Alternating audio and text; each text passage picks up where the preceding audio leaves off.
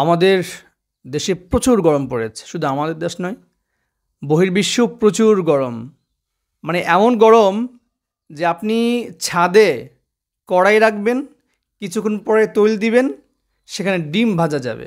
এত হট, এত গরম আমাদের দেশে। তো মানে এখন বাঁচার উপায় কী? মুক্তির উপায় কী? এটা তো আমাদের জানা দরকার। আপনি বলতে পারেন, হুজুর এটা জানার আর কি আছে? গরম লাগছে, ফ্যান সারমো, জাস্ট গরম যাবো গা। এত সোজা না ভাই। আল্লাহর দয়া ছাড়া, আল্লাহর রহমত ছাড়া কাজ হবে না। এজন্য আমাদেরকে যেটা করতে হবে, এই যে গরম, এটাও কিন্তু জাহান্নামের একটা শ্বাস। এই গরম থেকেও আমরা একটা ফিল করতে পারি যে জাহান্নামের গরম, জাহান্নামের তীব্রতা কত বেশি হবে।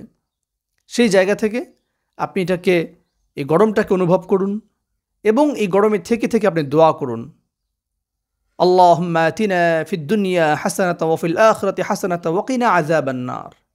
হে আল্লাহ, আমাদেরকে আযাব থেকে মুক্তি দাও, আমাদেরকে ভালো জিনিসগুলো দাও, উত্তম জিনিসগুলো দাও, আমাদেরকে আযাব থেকে মুক্তি দাও। এইভাবে আপনি দোয়া করতে পারেন।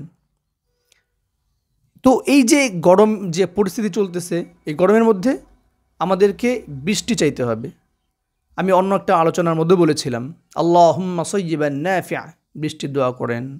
এরপর হচ্ছে আপনি বেশি বেশি ইস্তেগফার করুন এবং এই গরমের তীব্রতা থেকে যেন আমাদেরকে, আমাদের সমাজের মানুষদেরকে, বিশ্বের মুসলিমদেরকে আল্লাহ যেন মুক্তি দেয়, এইভাবে আমাদেরকে দোয়া করতে হবে। কারণ যে পরিমাণ গরম পড়েছে, এইটা অর্থাৎ স্বাভাবিক আবহাওয়ার থেকে যখন বিরূপ আবহাওয়া আসে, যখন ভিন্ন আবহাওয়া আসে, বুঝতে হবে এটা কিয়ামতের আলামত। আল্লাহ তাআলা স্বাভাবিক থেকে যখন অস্বাভাবিক কিছু দেন, এখানে অবশ্যই আল্লাহ তাআলা ভিন্ন কিছু চাচ্ছেন। তো সেজন্য আমাদেরকে দোয়া করতে হবে। এই যেমন সূর্যগ্রহণ, চন্দ্রগ্রহণ, এটা কেন? এটাও আল্লাহ তাআলার একটা নিদর্শন।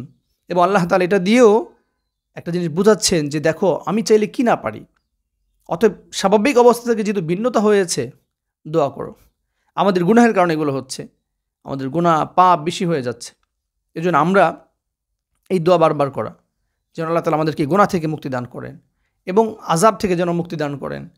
আমাদের ভাইয়েরা, আমাদের বোনেরা, আমাদের বাচ্চারা খুব কাহিল অবস্থা হয়ে গেছে। আমাদের অনেক দেশের যে পশু পাখিগুলো, সেগুলো পর্যন্ত অসহ্য যন্ত্রণা সহ্য করতেছে।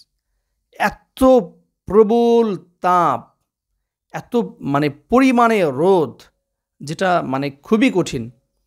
তো এই জন্য আসুন আমরা আল্লাহ তাআলার কাছে দোয়া করি, ইস্তেসকার নামাজ পড়ি। এক্ষেত্রে করণীয় হচ্ছে, আপনাকে ফার্স্ট টাইম তওবা করতে হবে, সেকেন্ড টাইম আপনাকে দোয়া করতে হবে, থার্ড টাইম দোয়ার সাথে আপনাকে কি করতে হবে? দুরূদ শরীফ, ইস্তিগফার এগুলো পড়ে আবার দোয়া করতে হবে। এভাবে ইস্তেসকার নামাজের সময় আপনি সকলকে নিয়ে একসাথে নামাজ পড়বেন, তারপর হাত তুলে দোয়া করবেন এবং নিজেদের পাপ পঙ্কিলতা যা আছে এগুলোর জন্য ইস্তেগফার করা। তাহলে আশা করা যায় যে এই যে গরমের তীব্রতা, এটা ইনশাআল্লাহ কমে যাবে এবং আল্লাহ তাআলা আমাদেরকে একটা পরীক্ষা নিচ্ছেন যে আমরা এই পরীক্ষায় কতটুকু সাকসেস হতে পারি। আপনি ২৯ নম্বর পারার প্রথম পৃষ্ঠার সূরা মুলকের মধ্যে আল্লাহ সুবহানাহু ওয়া তাআলা বলেছেন, আল্লাযী খালাকাল মাউতা ওয়াল হায়াতা লিয়াবলুয়াকুম আইয়ুকুম আহসানু আমালা। আল্লাহ বলেন, আল্লাযী খালাকাল মাউতা ওয়াল হায়াতা, তিনি আল্লাহ মৃত্যু এবং জীবনকে সৃষ্টি করেছেন। কেন? লিয়াবলুয়াকুম, তোমাদেরকে পরীক্ষা করার জন্য, আইয়ুকুম আহসানু আমালা, তোমাদের মধ্যে কে বেশি ভালো কাজ করে, কে উত্তম কাজ করে। আইয়ুকুম আহসানু আমালা, আকসার বলে নাই, বেশি কাজের কথা বলে নাই, বরং উত্তম কাজ। কে? আইয়ুকুম আহসানু আমালা, কার কাজটা বেশি উত্তম। এবং এই ক্ষেত্রে যদি আমরা হাদিস খেয়াল করি, তাহলে সেখানে রয়েছে, আল্লাহ নবী বলেছেন, আখলিস দীনাকা ইয়াকফিকাল আমালুল কলিল, অল্প আমলই ইখলাসের সাথে যেটা, সেটা নাজাতের জন্য যথেষ্ট।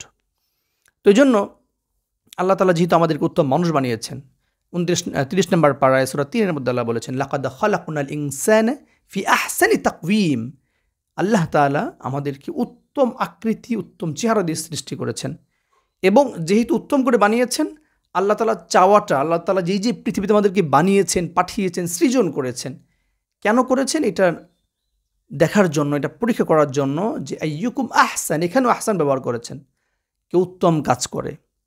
এটা বলেন না আকসারু আমালা, কে বেশি কাজ করে, এটা না, বরং কে উত্তম কাজ করে, এটার জন্য। আশা করি আল্লাহ তাআলা আমাদের যে কেন বানিয়েছেন এবং কি চাচ্ছেন আমরা বুঝতে পেরেছি। আল্লাহ তাআলা আমাদেরকে তার হুকুম আর নবীর তরিকা মতো চলার, মানার, বুঝার, আমল করার তৌফিক দান করুক। আল্লাহুম্মা আমিন।